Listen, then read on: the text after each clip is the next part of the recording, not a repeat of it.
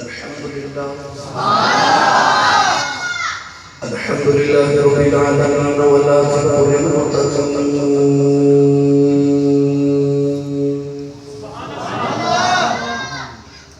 अस्सलातु वस्सलामु अला क़ाइदिल गुर्रिल मुहज्जलीन सुब्हानल्लाह व आलिहि तय्यबीन ताहिरीन व असहाबिही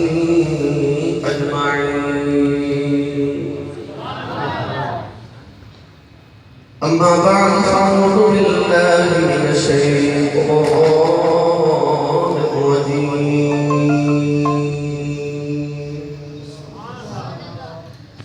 बिस्मिल्लाहिर रहमानिर रहीम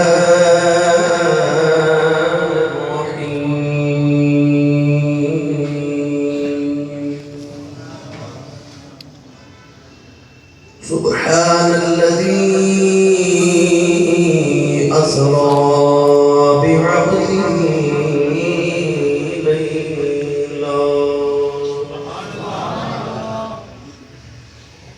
ليلا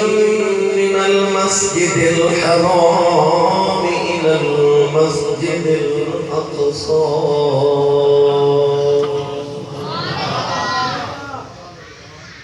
الذي باركنا حوله لنريه من آياتنا إنه هو السميع البصير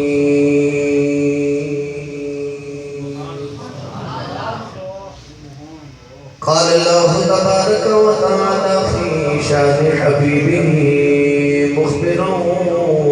وآمرا إن الله وملائكته يصلون على النبي يا أيها الذين آمنوا صلوا عليه وسلموا تسليما बुलंद आवाज़ में पढ़िए सलातो वस्सलामु अलैका या सय्यदी या रसूलल्लाह व अला आलिका व अस्हाबिका या सय्यदी या हबीबल्लाह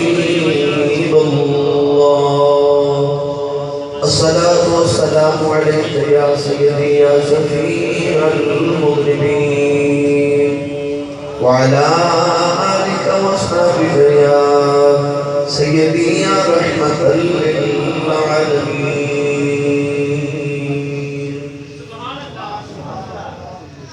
अल्लाह रब्बुल इज्जत मुहम्मद सल्लल्लाहु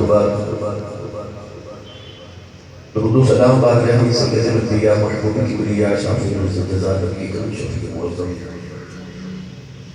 ताजदार बरहा सरवर कायनात फखर मौजूदात वाइस दखल की कायनात सदर बज़मी कायनात मस्तर कायनात जनाबी अहमद मुस्तफा मुहम्मद मुस्तफा सल्लल्लाहु तआला अलैहि व आलिहि व बारिक वसल्लम अलैहि अज़ीज़ुल क़द्र हाज़िरीन किराम अस्सलामु अलैकुम व रहमतुल्लाहि व बरकातुहू। मेरा शरीफ से माह मुकर्रम के हवाले नाल गुज़श्ता जुमातुल मुबारक को आप नबी पाक सल्लल्लाहु अलैहि वसल्लम के मेरा शरीफ रात के साथ समाप्त फरमा दिया। सूरह बनी इसराइल में बदर में बारे में पहली है कि मुबारक रब ताला ने फरमाया सुबहान। लफ्ज़ सुबहान अमूमन मुज़ाफ होता है और इधर मुज़ाफ इलैहि अक्सर इसमें ज़ात अल्लाह होता है। अल्लाह रब्बुल इज़्ज़त ने इरशाद फरमाया सुबहान। सुबहान एक ऐसा लफ्ज़ है जिहड़ा सिर्फ अल्लाह की ज़ात में बोलिया जा सकता है। जिस तरह अल्लाह इसमें ज़ात है, अल्लाह किसी और का नाम सिवाय अल्लाह नहीं हो सकता, इस तरह सुबहान सिर्फ अल्लाह। इसका मतलब है पाक है